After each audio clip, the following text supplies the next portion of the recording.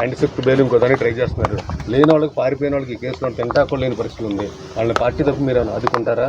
పరిస్థితి అంటే కొంతమంది మరీ దారుణంగా జీవితం గడుపుతున్నారు. తప్పకుండా జగన్మోహన్ రెడ్డి గారు ఆల్రెడీ తెలుగుదేశం పార్టీ దౌర్జన్యాలకి, దుర్మార్గాలకి, దాడులకి ఎవరెవరైతే బలైపోతున్నారో వాళ్ళకి అండగా ఇప్పటికే చాలా కుటుంబాలకు అండగా వెళ్ళింది.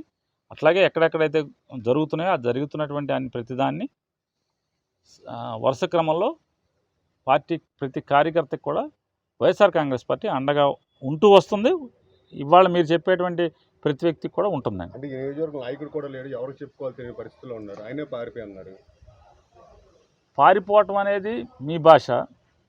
తప్పుడు కేసులో ఏదో రకంగా దుర్మార్గాలు చేయటం నుంచి తప్పుకుని చట్టానికి లోబడి చట్టంలో ఉన్నటువంటి హక్కుని వాడుకుంటాకే ఆయన యాంటిసిపేటరీ బెయిల్ మూవ్ చేసిన పరిస్థితి. పార్టీ అండగా ఉంటుందని చెప్తున్నాను.